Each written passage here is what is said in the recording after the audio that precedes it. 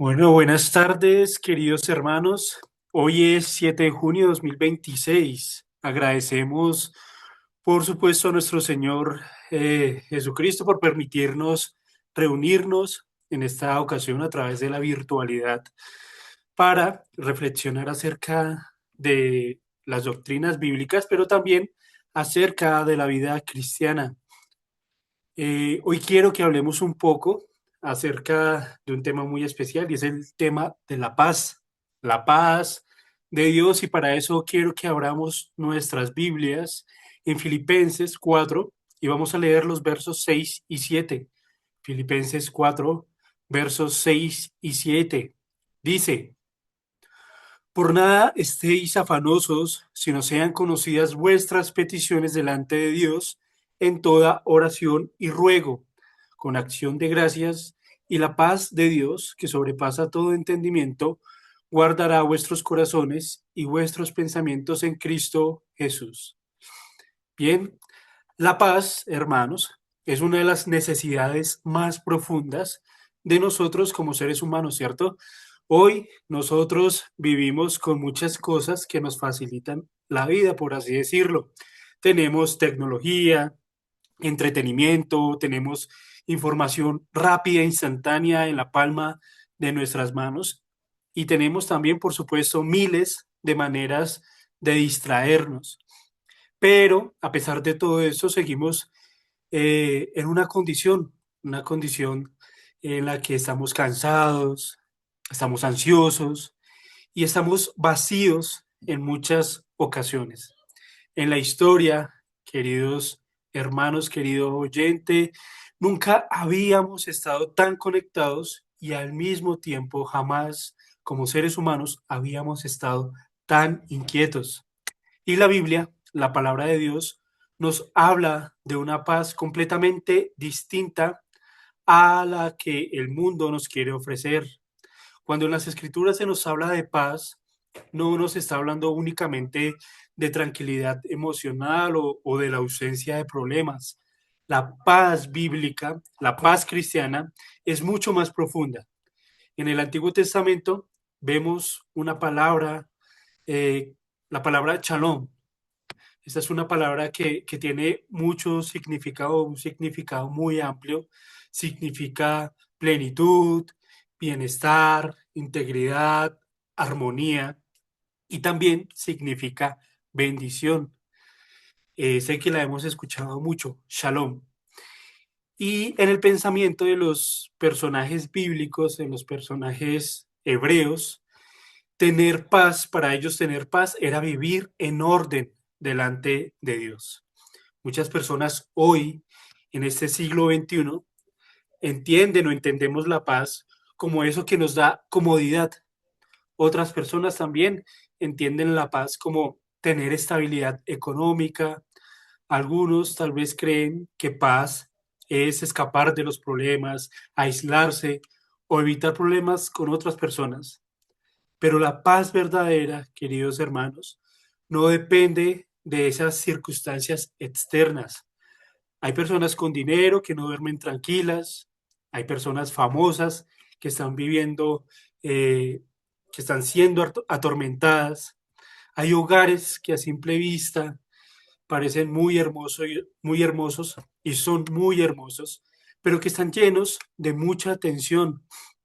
También hay creyentes, hay cristianos, que cuando uno los ve se ven muy serenos, muy tranquilos, pero que están atravesando grandes dificultades de cualquier tipo, y que a pesar de todas esas dificultades tienen una paz que parece sobrenatural, ¿cierto? Que parece más allá de nuestro entendimiento. Ellos reflejan esa paz. Ahí encontramos, hermanos, una de las grandes diferencias entre la paz del mundo y la paz de Dios. Nuestro Señor Jesucristo dijo en Juan 14:27, Él dijo: la paz os dejo, mi paz os doy. Yo no os la doy como el mundo la da. Nuestro Señor hace aquí una distinción clara. El mundo da una paz, pero esa paz es temporal, es superficial, y está condicionada a muchas cosas. Nuestro Señor Cristo, en cambio, nos da una paz diferente, una paz celestial, una paz que es profunda y por supuesto que es permanente. En los tiempos bíblicos, los imperios también hablaban de paz, como todo el mundo y todos los gobiernos hoy hablan de paz, ¿verdad? Pero en los tiempos bíblicos, especialmente en el Nuevo Testamento, por ejemplo, el Imperio Romano, el imperio más grande de la época, tenía algo llamado Pax Romana, así con X, que significaba pues paz romana. El imperio romano se enorgullecía de haber creado, de haber establecido orden, estabilidad, control en gran parte del mundo conocido. Tenían caminos, rutas de comercio, tenían seguridad militar y una política muy bien estructurada. Y Roma decía que ellos por fin habían traído paz al mundo. Pero aquella paz, hermanos, era principalmente una paz externa. Roma logró establecer orden, estabilidad y control sobre gran parte del mundo conocido, garantizaba la seguridad, garantizaba la unidad y eso era claro, la gente lo sentía y la gente lo veía. Sin embargo, aunque el Imperio Romano podía gobernar vastos territorios y contribuir en algo para la tranquilidad de la gente, no tenía para nada el poder de transformar algo que estaba más allá de sus posibilidades, es decir, el corazón humano. La paz de Dios, hermanos, funciona completamente diferente. Nuestro Dios gobierna el corazón humano, no por una fuerza externa también, sino que Él hace más bien una transformación más importante, una transformación en nuestro interior. El Evangelio que se nos ha enseñado no solamente cambia nuestras conductas externas, no solamente cambia lo que hacemos, el Evangelio también cambia la condición espiritual de nosotros. Entonces, la verdadera paz comienza cuando el pecador es reconciliado con Dios, cuando nosotros somos reconciliados con Dios. En Romanos capítulo 5 versículo 1 dice, justificados pues por la fe, tenemos paz para con Dios por medio de nuestro Señor Jesucristo. Y eso, hermanos, es el fundamento de toda la paz verdadera, la paz con Dios. Nuestro problema más grande en esta vida no es el problema económico, no es el problema político, tampoco es el problema emocional. El problema principal de nosotros en esta vida es espiritual. El hombre natural está separado de Dios por causa del pecado. Y mientras exista una enemistad con Dios, jamás existirá una verdadera paz interior. Podemos intentar, hermanos, llenar nuestra alma con entretenimiento, con familia, con amigos, con dinero o con el éxito que, entre comillas, hemos alcanzado al día de hoy. Pero nada de eso puede reconciliarnos con el Creador. Nada de eso puede reconciliar al hombre con Dios. Por eso Cristo, nuestro Señor, vino al mundo. Él vino como el príncipe de paz. No vino solamente a enseñar que estaba bien y que estaba mal. No vino solamente a darnos un ejemplo de cómo vivir. Él vino realmente a reconciliar a los pecadores con Dios mediante su muerte y su resurrección.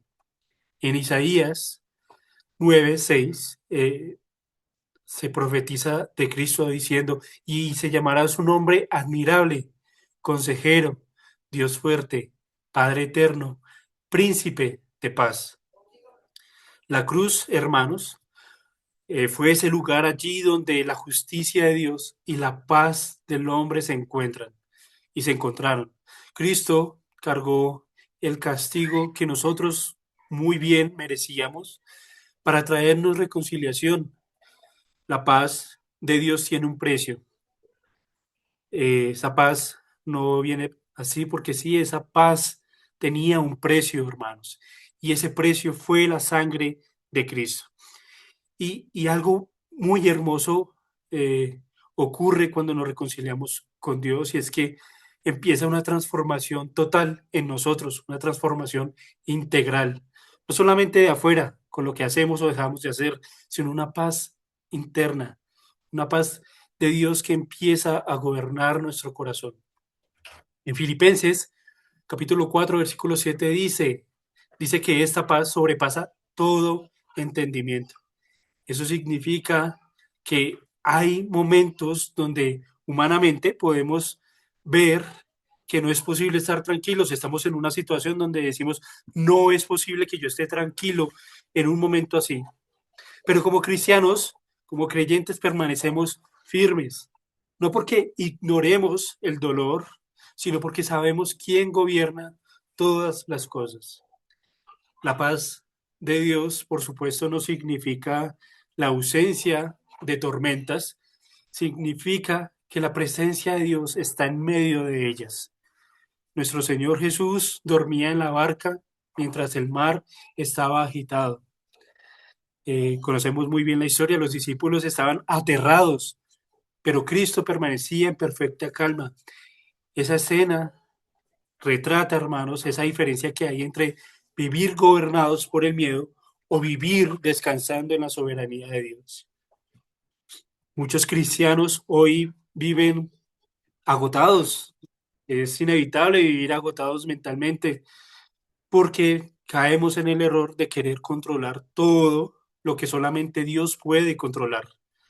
La ansiedad nace de nuestro vano intento y humano de sostener, de querer sostener el futuro con nuestras propias manos. Por eso Pablo nos dice, por nada estéis afanosos. Eso significa vivir en dependencia. Los cristianos trabajamos, planeamos, actuamos, tenemos propósitos, sí, pero entendemos que el control absoluto le pertenece únicamente al Señor. Luego Pablo nos da el remedio espiritual, dice, sean conocidas todas vuestras peticiones delante de Dios. Aquí entendemos, aprendemos, hermanos, que la oración es uno de los caminos por los cuales nuestro Dios, nuestro Señor, nos da paz. El cristiano que no ora termina cargando sobre sus hombros pesos, toneladas, grandes pesos para los cuales no fuimos creados para soportar solos. Esas grandes cargas en las que debemos soportarlas con otros y entregárselas al Señor, son creadas para compartirlas, no para soportarlas solos, hermanos. Entonces, hay cristianos que aman, por supuesto, a Dios, pero viven constantemente perturbados porque han dejado de reposar espiritualmente en el Señor en oración. Corremos todo el día, llenamos nuestra mente de ruido, de noticias, de la expectación política, de lo que va a pasar en nuestro país, de lo que va a pasar en mi casa, en mi carrera, en mi trabajo. Nos llenamos la cabeza de problemas y preocupaciones, pero hemos descuidado nuestra comunión con Dios. Ahora bien, esta paz que tenemos con Dios, por supuesto, la vamos también a reflejar en todos los escenarios. La paz en la iglesia, por ejemplo, es muy fundamental. Una iglesia puede tener buena doctrina, buenos maestros, buenos hermanos, y aún así permitir que pecados destruyan la comunión entre hermanos. Chismes, divisiones, orgullo, rivalidades son enemigos de la paz cristiana. En Efesios capítulo 4, verso 3 dice, solícitos en guardar la unidad del Espíritu en el vínculo de la paz. Entonces, la paz bíblica no es ser cómplices del error, tampoco es tolerar el pecado en la iglesia para evitar conflictos. La paz cristiana está unida a la verdad y donde hay humildad, perdón y amor genuino, cosas que deberían estar en todas las iglesias, cuando hay esto, humildad, perdón y amor genuino, es porque existe un espíritu pacificador, un espíritu que busca la paz. Una iglesia madura, hermanos, no es aquella donde nunca hay diferencias, sino Una iglesia madura es aquella donde las diferencias que hay se enfrentan, pero bíblicamente con gracia, con verdad y claramente con amor. Ahora pensemos un poco en la paz dentro del hogar. La verdad, hermanos, es que hoy en día la familia está bajo ataque constante. Recibimos ataques hacia la familia desde muchas direcciones. Hay hogares llenos de tensión, falta de comunicación, resentimientos que se van acumulando por los años.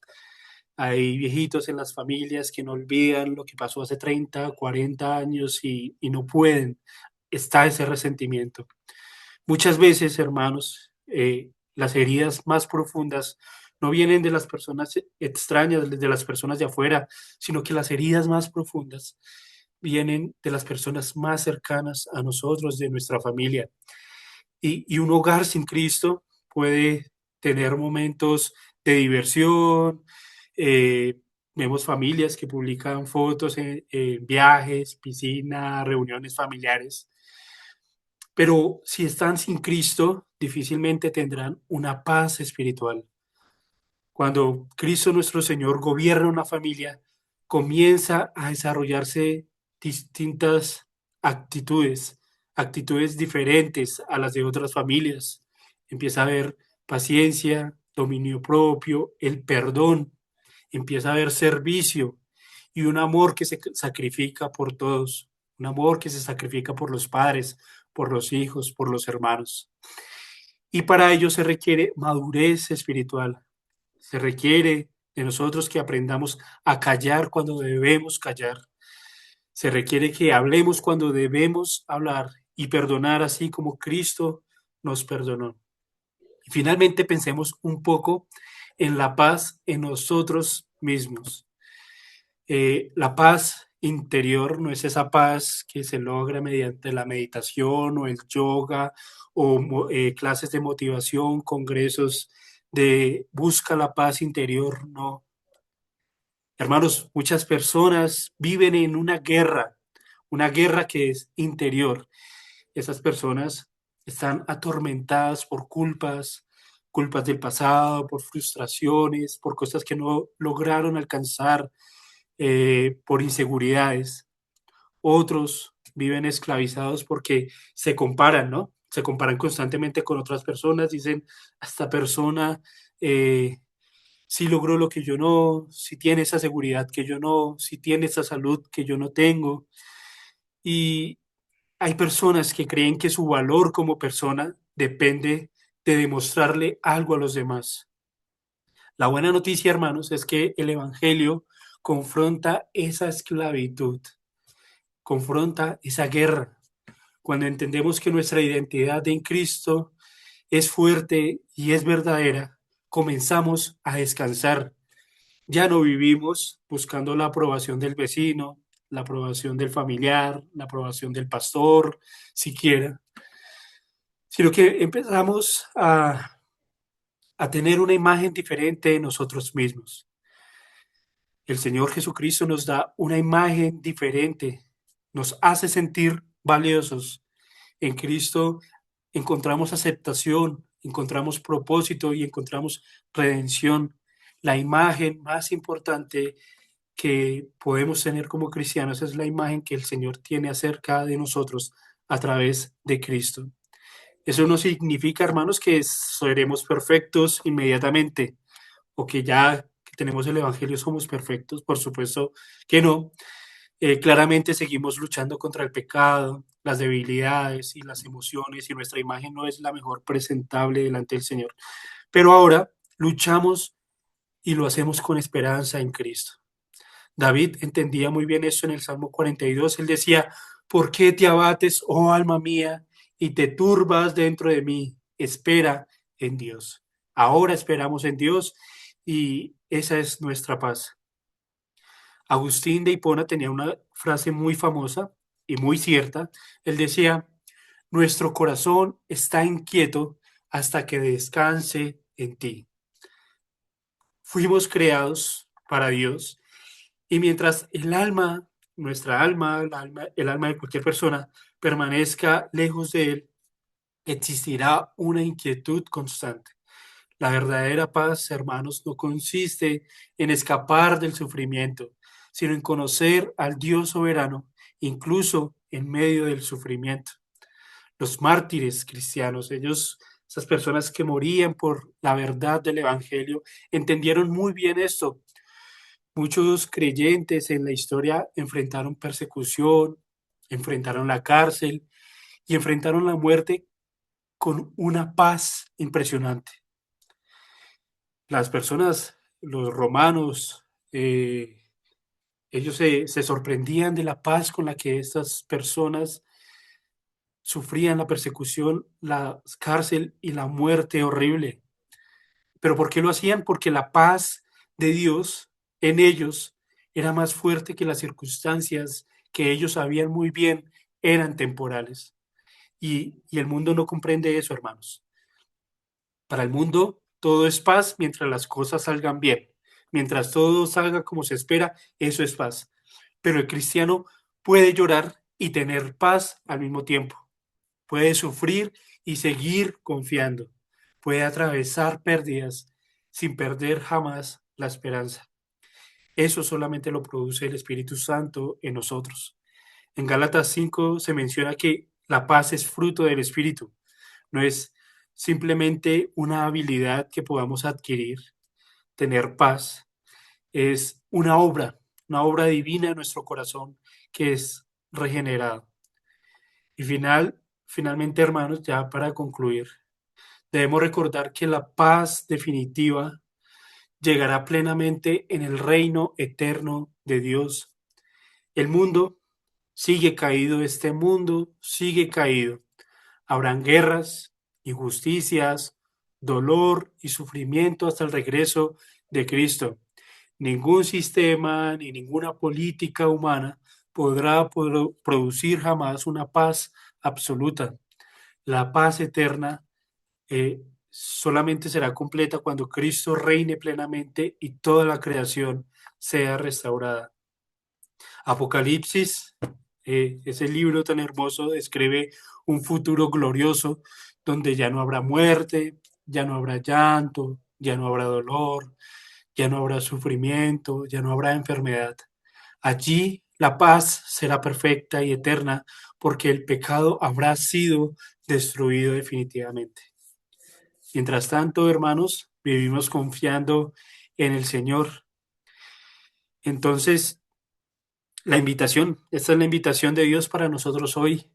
Descansemos en Él, no en las circunstancias, no en el dinero, no en el poder humano, no en los futuros gobernantes, no en la falsa seguridad de este mundo, sino en Cristo.